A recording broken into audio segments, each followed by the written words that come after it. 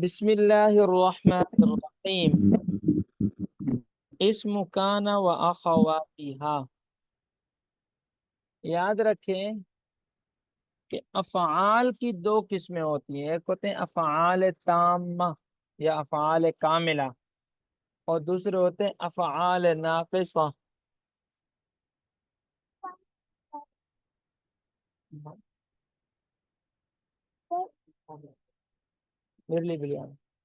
افعال ناقصہ. اچھا، افعال تامہ یا افعال کاملہ تو وہ ہوتے ہیں کہ ان کے اندر فعل والا معنی مکمل پایا جاتا ہے. جیسے ضربہ، اس نے مارا. مارنا ایک فعل ہے اور اس کا مکمل معنی ضربہ کے اندر پایا جا رہا ہے. اس کے ساتھ ہوتے ہیں افعال ناقصہ. یہ وہ افعال ہوتے ہیں کہ ان کے اندر فعل والا معنی مکمل نہیں ہوتا. ان کو اپنا معنی فعل والا پورا کرنے کے لیے دوسرے فعل کی ضرورت پڑتی ہے. دوسرے فعل کی کیا پڑتی ہے؟ ضرورت پڑتی ہے. یا شبہ فعل کی ضرورت پڑے گی، یعنی اس میں فاعل مفعول ان چیزوں کی. جیسے دیکھیں نا، آپ کہتے ہیں کانا. کانا کا معنی ہے تھا. کیا تھا؟ وہ عالم تھا، وہ جاہل تھا، وہ ماہر تھا، وہ اناڑی تھا. اب صرف تھا سے بات مکمل نہیں ہوتی، بلکہ تھا کے ساتھ آپ کو کوئی فعل لگانا پڑتا ہے. جیسے آپ کہتے ہیں کان ضرب زیدن، اس نے زید کو مارا تھا. کان ضرب زیدن، اس نے زید کو مارا تھا. تو افعال ناقصہ وہ افعال ہوتے ہیں کہ جن کا اپنا معنی فعل والا مکمل نہیں ہوتا، بلکہ فعل والا معنی مکمل کرنے کے لیے ان کو دوسرے افعال کی ضرورت پڑتی ہے. تو ہم پڑھ رہے تھے مرفوعات، اور یہ مرفوعات کی چھٹی قسم ہے. کانا اور اخوات کانا کا اسم، یعنی افعال ناقصہ کا اسم. سب سے پہلے تو ہمیں یہ جاننے کی ضرورت ہے کہ افعال ناقصہ ہیں کتنے. افعال ناقصہ کتنے ہیں؟ تو یاد رکھیں افعال ناقصہ کل 17 ہیں. افعال ناقصہ کل کتنے ہیں؟ 17 ہیں. 17. سارا، اصبح، امسا، اضحى، ظل، باتا. بلکہ 16 ہیں. 16، 17 نہیں، 16. سارا، اصبح، امسا، اضحى، ظل، باتا، آذا، عادا، غدا، راحا، ما زالا، ما بریحا، ما فتیا، ما انفکا، ما داما، اور لیسا. یہ ہے نا استاد جی، جی 17 ہی ہے نا؟ کانا کے ساتھ 17 ہوئے نا؟ ہاں، کانا کے ساتھ 17 ہو گئے. ٹھیک ہے، 17 ہیں افعال ناقصہ ٹوٹل. اچھا، اس میں نا 5 افعال تو ایسے ہیں جن کے شروع میں ما آ رہا ہے. ما زالا، ما بریحا، ما فتیا، ما انفکا، ما داما. آپ نے ان کو الگ الگ یاد رکھنا ہے. تو 11 ایسے افعال ہیں کہ جن کے اندر نفی والا معنی بھی نہیں ہے اور ان کے شروع میں ما بھی نہیں ہے. 5 وہ ہیں جن کے شروع میں ما ہے، اور ایک وہ ہے جس کے اندر نفی والا معنی ہے. یہ الگ الگ ہم کیوں کر رہے ہیں، اس کو آگے چل کر آپ کو سمجھ میں آ جائے گا الگ الگ ہم کیوں کر رہے ہیں. یاد رکھیں افعال ناقصہ یہ بھی مبتدا اور خبر پر داخل ہوتے ہیں. جیسے آپ نے پڑھا تھا نا کہ حروف مشبہ بالفعل وہ مبتدا اور خبر پر داخل ہوتے ہیں، اسی طرح یہ بھی مبتدا اور خبر پر داخل ہوتے ہیں.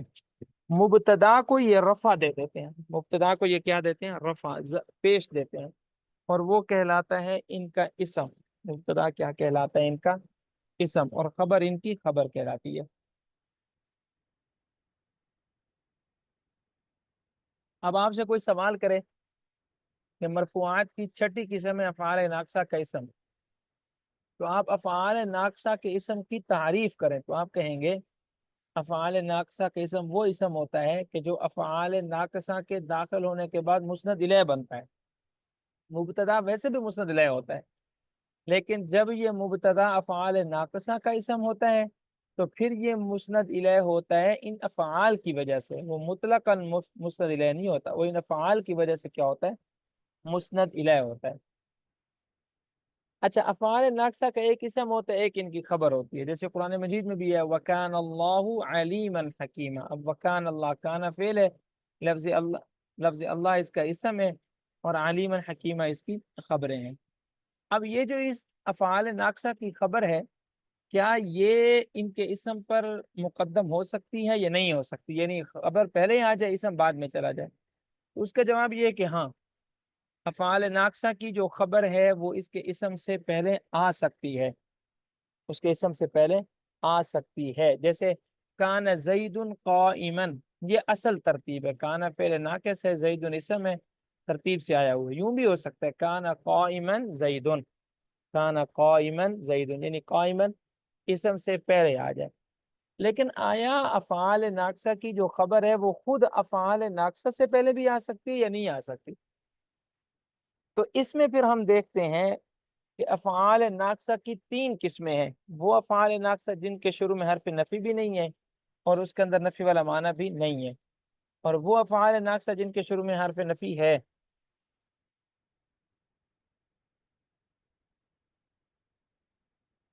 وہ افعال ناقصہ جن کے شروع میں حرف نفی ہے، اور وہ فعل ناقص جس کے اندر نفی والا معنی ہے۔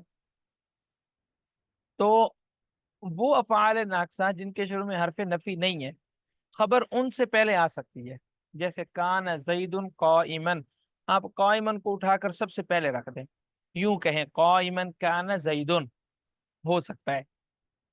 لیکن جن کے شروع میں ما نافیہ ہے تو ان کے شروع میں خبر نہیں آ سکتی۔ اس کی وجہ یہ ہے کہ یہ ما یا تو نافیہ ہوگا یا پھر یہ ما استفہامیہ ہوگا، ما مصدریہ ہوگا۔ اگر ما نافیہ ہو تو نفی کا حرف چاہتا ہے کہ میں کلام میں شروع کے اندر آؤں، تو اگر آپ شروع میں خبر لے آئیں گے تو پھر ان کی جو صدارت کلام ہے، کلام کے اندر ان کا جو شروع میں آنا ہے وہ ختم ہو جائے گا۔